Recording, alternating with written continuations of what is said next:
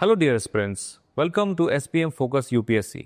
आज के 15 मई के एपिसोड में हम 4 इंपॉर्टेंट टॉपिक्स कवर करेंगे। सबसे पहले नए चीफ जस्टिस ऑफ इंडिया के अपॉइंटमेंट के बारे में डिस्कस करेंगे। सेकंड में डिस्कस करेंगे about right to repair movement. Thirdly we will discuss about WTO का मोस्ट फेवर्ड नेशन प्रिंसिपल। और आखिरी में सर्विस फीस पर लेटेस्ट लीगल पोजीशन डिस्कस करेंगे। तो चलिए शुरू करते हैं आज का ये एपिसोड।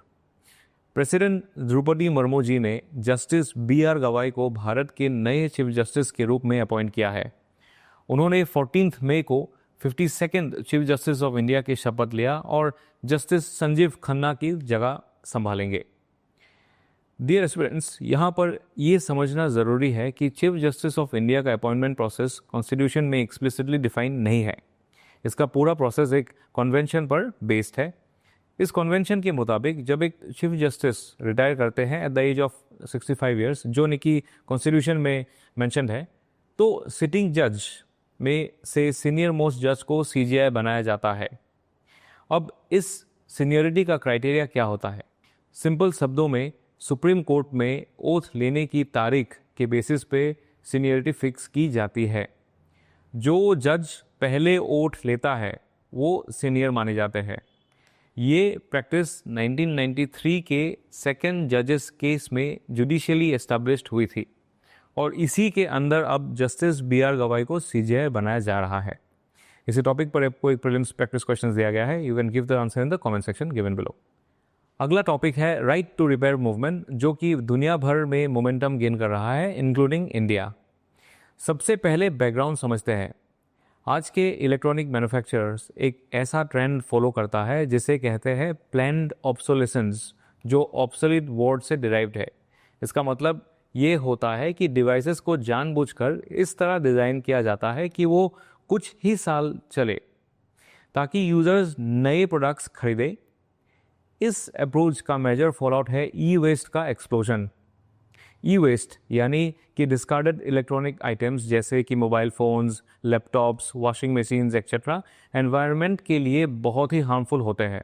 अभी इसके कुछ मेजर एनवायरमेंटल इम्पैक्ट्स को समझते हैं। सॉइल पॉल्यूशन, लीड, कैडमियम जैसे टॉक्सिक मेटल्स जब ज़मीन में घुस जाते हैं तो ये प्लांट्स और माइक्रोबियल लाइफ को सीवियरली डैमेज करता है। साथ ही लैंडफिल्स पर भी प्रेशर बढ़ता है।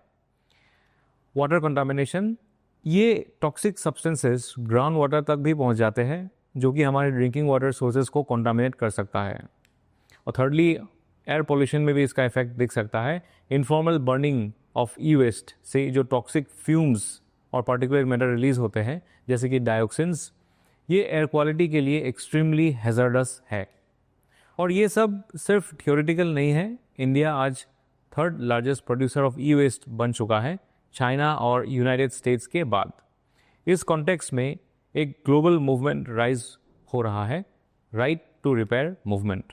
इस मूवमेंट की मेन डिमांड है कि इलेक्ट्रॉनिक कंपनीज अपने प्रोडक्ट्स के लिए रिपेयर टूल्स, मैनुअल्स और इंफॉर्मेशन प्रोवाइड करें ताकि कंज्यूमर्स खुद या लोकल टेक्नीशियंस से अपने डिवाइसेस रिपेयर करवा सके, बिना कंपनी के ऑथोराइज्ड सर्विस सेंटर्स पर डिपेंडेंट हुए।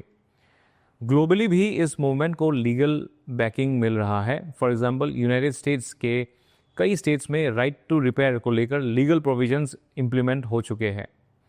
ये मूवमेंट सिर्फ कंज्यूमर राइट्स के लिए नहीं बल्कि एनवायरमेंटल सस्टेनेबिलिटी के लिए भी क्रिटिकल है।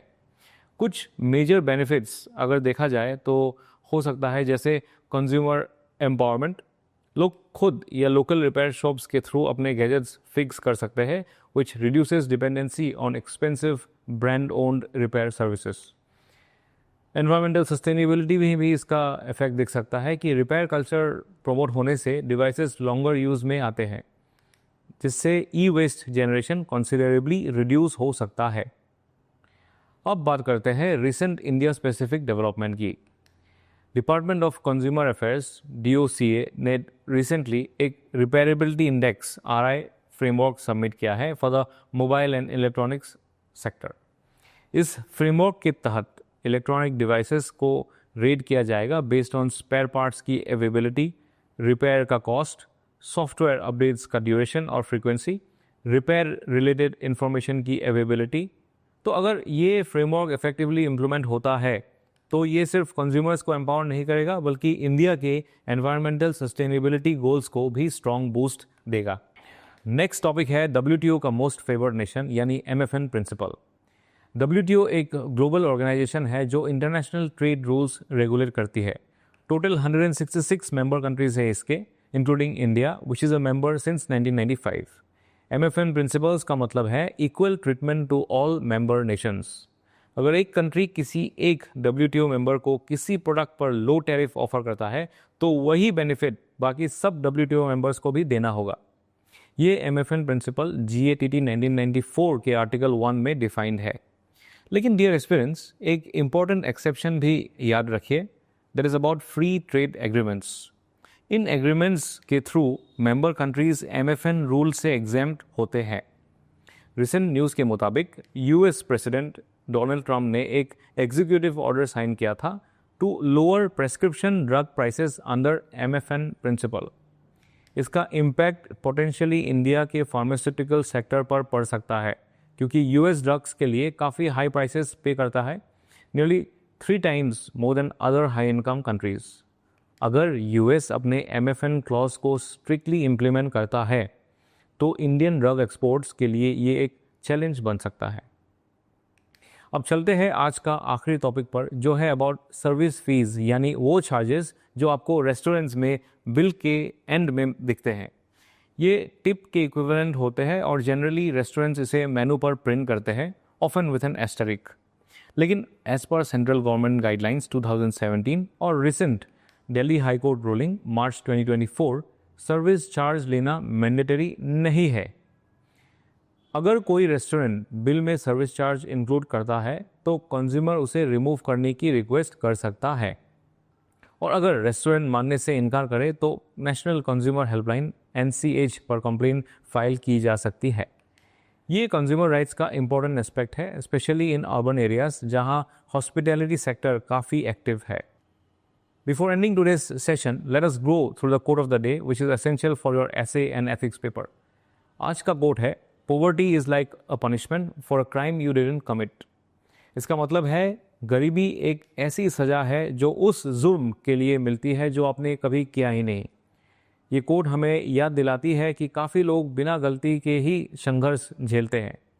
तो ऐसे ही डेली क्रिस्प और एग्ज़ाम रेलेवेंट करंट अफेयर्स के लिए जुड़े रहिए फोकस UPSC SPM के साथ। मिलते हैं अगले एपिसोड में, तब तक के लिए stay informed and stay focused. Thank you and जय हिंद।